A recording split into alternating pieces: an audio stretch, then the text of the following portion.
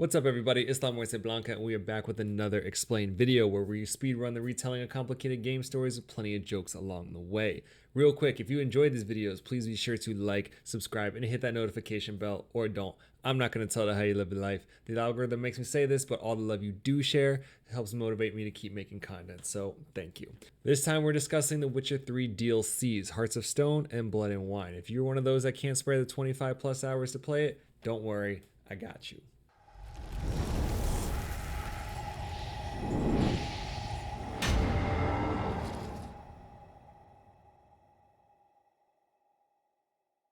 In Hearts of Stone, Geralt seeks out this tall-ass leprechaun named Olgierd von Everick to accept a monster contract for something, killing people in the sewers. Also, from this point forward, he will be referred to as Blarney, for no other reason than the fact that I'm leaning way too hard into this bad leprechaun joke. Rumor has it there is a prince transformed into a toad, and some women will do a lot to find a sugar daddy. In the sewers, Geralt runs into Shani, the cute medic we haven't seen since Witcher 1. Despite the impending death that's lurking in the sewers, the two take a minute to catch up. Shani continues to help those in need and is often called to help the Redanian army. She and the rest of her company, who are all dead now, got orders to investigate all the weird stuff going on in the sewers. They find the monster's lair and Geralt sets his bait, but instead of hiding to spring a trap, he chills right next to it. Geralt's no bitch. This grotesque toad thing shows up, and now I'm wondering what all these gold diggers thought when they saw this in search of their prince. However, they weren't exactly wrong, because after Toad gets sliced up, it turns human. Then Geralt gets captured by Prince of Persia NPCs before learning he killed the prince over fear. Now a prisoner on his way to be executed, Geralt is all but fucked until Gaunter O'Dim shows up. He was in the very beginning of the mainline game while Geralt was searching for Yennefer. O'Dim offers Geralt a deal. He'll get Geralt out if Geralt promises to return a favor. He has no choice but to accept. O'Dim tells Geralt where to meet him later, brands our guy without touching him, and disappears. I thought this guy was a merchant. Say what? Soon after, a massive storm forces the ship to run aground. Geralt massacres the royal guard and understandably meets up with O'Dim like, what the fuck was that? O'Dim very cryptically explains Blarney is not legit. He knew Monster Toad was human and conspired to have him killed because he's a degenerate piece of shit. Damn, it's like that? He continues by saying he and Blarney made a pact. O'Dim did his part, but he can't get his end of the deal until he fulfills 3 of Blarney's wishes through a proxy. That would be Geralt. O'Dim set Geralt up to be his proxy, and the mark will stay until Geralt repays his favor. What about all that mystical bullshit the other merchants can't do? Yeah, O'Dim says don't worry about that.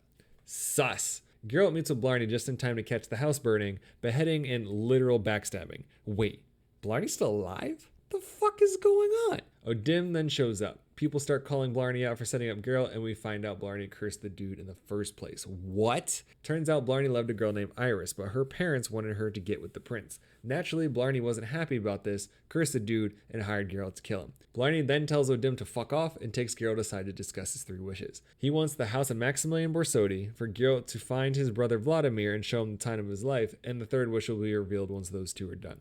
Seems easy enough, but not really. Mainly because Vladimir is dead.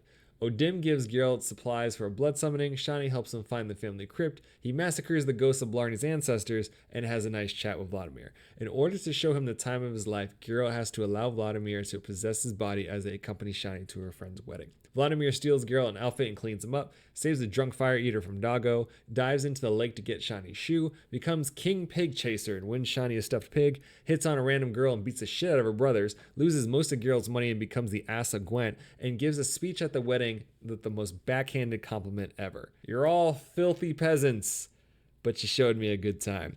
I mean, it wasn't Vegas, but he seems happy. Vladimir's reluctant to go until O'Dim tortures the ghost into leaving. Too bad too, because later that night, Geralt and Shani go for a romantic post-wedding boat ride, and you can guess what happens next. This is a Witcher game after all. Geralt will have to tell Triss he got drunk and thought she cut her hair. Also, how the hell did they manage to have sex in a canoe? I've been in one. It's very uncomfortable and very unsteady. Emotionally confused, Shani takes off the next morning and Geralt heads to procure a house. Borsodi, the owner of the house Blarney wants, runs an auction that also happens to be glitched with a force field running through the middle of it. Rich from killing cursed princes, Geralt clears out the auction, including a fancy pair of glasses worn by Professor in the first game. Took that man's life and his fit. Let's go. Geralt eventually gets a chance to meet Borsodi, but the guy's a total dick and throws Geralt out as soon as he mentions the house. Because this game is no short of suspicious hooded people, one approaches Geralt offering a partnership. The house is in Borsodi's vault, and he's planning a heist to get in. Geralt does the medieval GTA thing by assembling a crew, including a dwarf demolitionist with marital problems, but of course, these things never go as planned. Geralt has to body all the guards that show up when the dwarf blows the door to hell, waking up the entire town. Subtle. Bersotti is waiting in the vault, and the suspicious guy that recruited Geralt is his brother? He wants revenge because their dad left the auction house to him, but Bersotti cheated him out of it, leaving him humiliated and poor. Bersotti offers Geralt anything if he sides with him, but screw that guy, he's a dick. He gets his when his brother beats him to death with a golden peppermill. Geralt asks for the house, but Thief Guy refuses. Assholes must run in the family. The house holds the will to the family fortune, the will he just killed his brother for. Annoyed, Geralt's like, fuck it, and kills the dude out of principle, grabs the house, and dips. This wish was personal for Blarney because the Bersottis evicted his family, causing Iris' parents to push her toward the prince. His third wish is to see the violet rose he gave Iris the last time he saw her. Again, seems simple enough, but not so much when the house is in complete ruin, a demonic caretaker is killing everyone on sight, and Iris is dead and her ghost is super pissed off. It only gets weirder when Geralt meets two talking demonic shadow pets that help him bury the body and contact Iris' spirit, which then leads him through a painting, Mario 64 style, into another world. Love how none of this is phasing my guy at all. In order to talk to Iris, Geralt has to traverse a world of distorted memories, set them right, and destroy the fears that torment her. As Geralt works through the painted world, he learns many years ago Iris' family didn't approve of Blarney after his family lost their fortune. Blarney made the pact with O'Dim to receive eternal life, wealth, power, all the basic bitch wishes. He and Iris married when his fortune returned, but slowly Blarney's heart turned to stone as he could no longer feel the love he had for Iris. This drove Blarney mad as he searched the arcane world for a way to break his pact. Over time, things got worse. Blarney grew colder, Iris wanted a divorce, but Blarney killed her father instead. Using arcane magic, he made the demon pets and the caretaker to look after her, and eventually he just left, leaving her isolated until she finally withered away and died of despair. All of this torment manifested into a bunch of nightmare Blarneys that Geralt has to cut down. Fear is abolished, he finally gets a chance to talk with Iris' ghost, who's willing to give him the rose. Before leaving, Demon Doggo offers Geralt some advice. Beware of the man of glass. Seek salvation in the glass that cannot be broken. Geralt heads back to find Blarney's messenger and runs into O'Dim, who can also control time? What the hell is this guy? O'Dim says to fulfill his contract, the last thing Geralt must do is get Blarney to the Temple of Levani. Geralt relays that to the messenger, who then mentions Shani's looking for him. Shani's being shipped out by the Redanian army, but before she goes, she looked into Blarney, who asked a professor to do some research. Research that drove the professor mad. Geralt meets with the professor, who says O'Dim is evil incarnate. Blarney wanted to get rid of O'Dim and enlisted the professor to help. The professor found accounts dating back thousands of years mentioning O'Dim as evil incarnate, also known as the Man of Glass. He plays with his victims, making pacts that eventually drive them into madness. Blarney is one of these victims, and Geralt has been used this whole time. The only way to dissolve the contract is to beat O'Dim at his own game, a duel of wits where one must offer up their soul. With this information, Geralt heads to the temple, fulfills Blarney's third wish, with O'Dim arriving just in time to take Blarney's soul. Blarney is all but fucked until Geralt offers O'Dim another deal. They play for both souls. O'Dim gets them both, or nothing.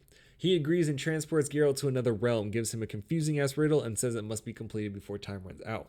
Geralt traverses the maze and finds a mirror, the solution to the puzzle, but this asshole breaks it in the floor underneath him. But wait, remember Demon Doggo?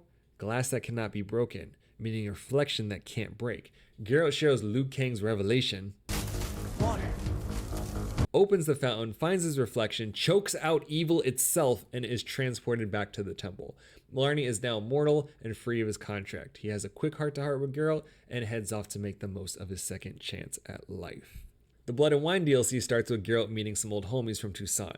Milton used to taunt King Arthur in Monty Python movies. Your mother was a hamster and your father smelt of elderberries. And Palmerin's looking like he got a fresh cut from the barber in Fable. They have a message from the Duchess. A monster is killing people and they need help.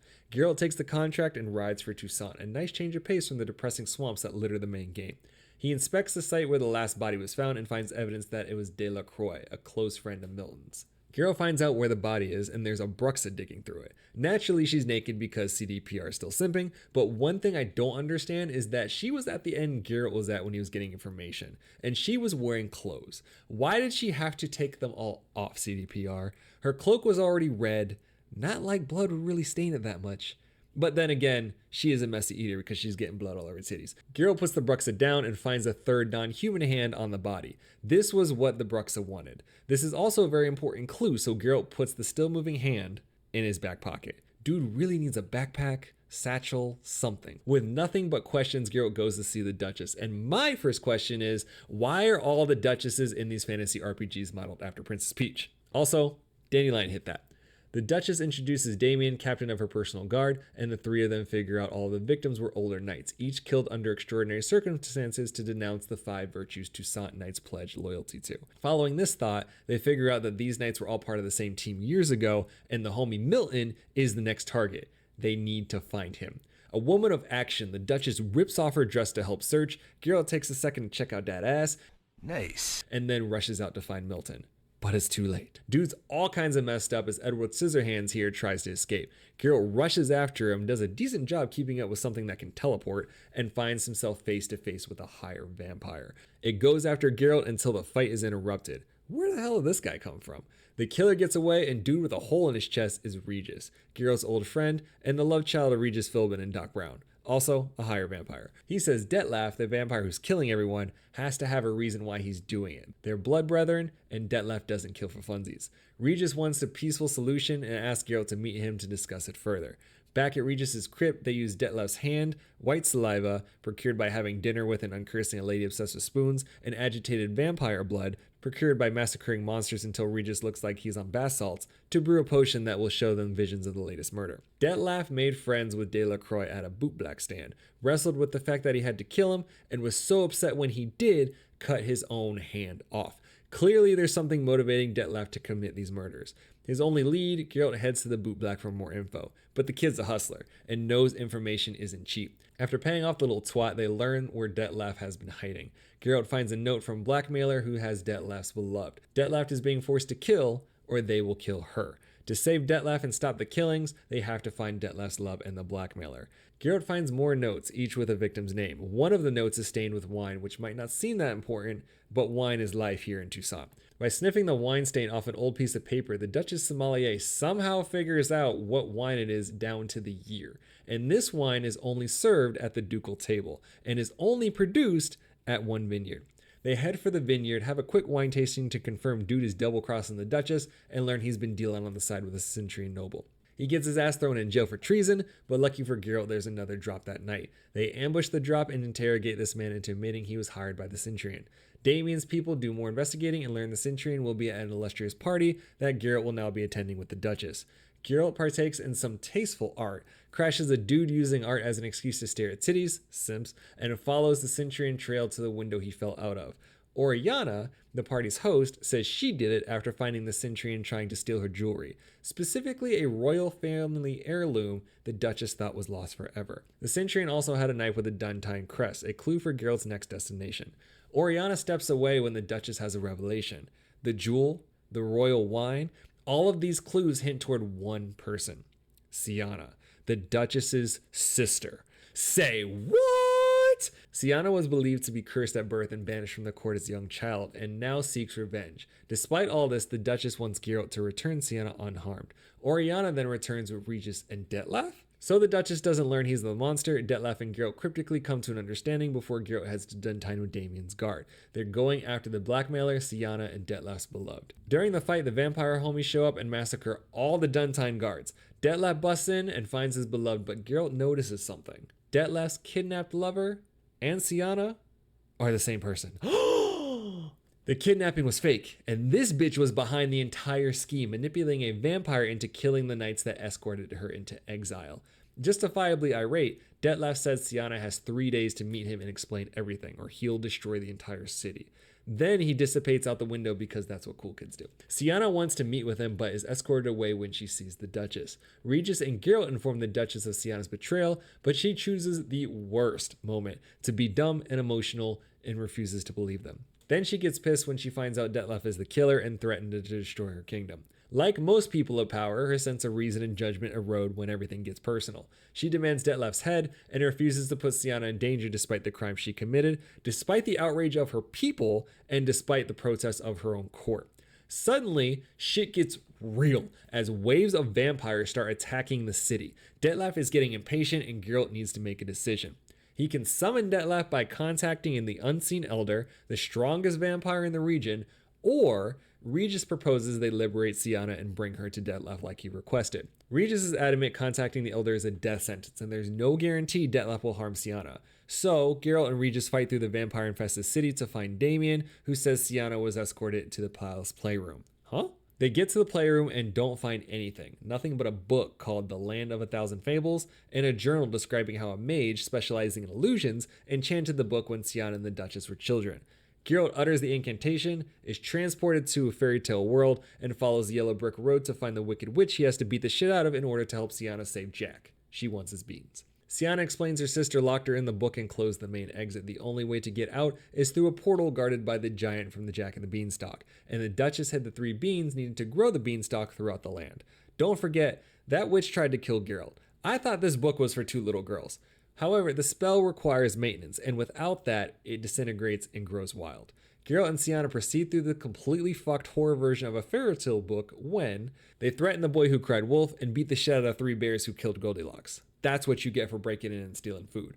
They gut Red Riding Hood's big bad wolf and the 3 little pigs, and Geralt slays Rapunzel's ghost after she hanged herself with her own hair. Apparently her saver took too long. I told you this book was fucked. Finally, they stop by the little match girl who is now a drug dealer. It turns out the match business wasn't that profitable. Geralt gets extorted by another small child when he has to pay her for a ribbon that's important to Syanna. It was a gift from the mage to protect her from evil. They grow the beanstalk, climb to the top, clap the cloud giant, and Syanna chooses now, of all times, to start simping. To be fair, no one knows what will happen to her once they get back. She might as well get it while she can. And it's not cheating if it's in another dimension, right? Right? So while the city is getting completely ravished by vampires, Geralt ravishes his employer's sister. Brings a whole new meaning to Mile High Club. Syanna gets her fill, gets filled, whatever. And they eventually take the portal back to the real world where they meet up with Regis. Regis starts throwing shade, Syanna claps back, and Regis drops the mic when they argue. Has the young lady agreed to help clean up the mess she's made? She has. And stop treating me as if I were a child. Would you prefer I treated you like the lying, manipulated you are?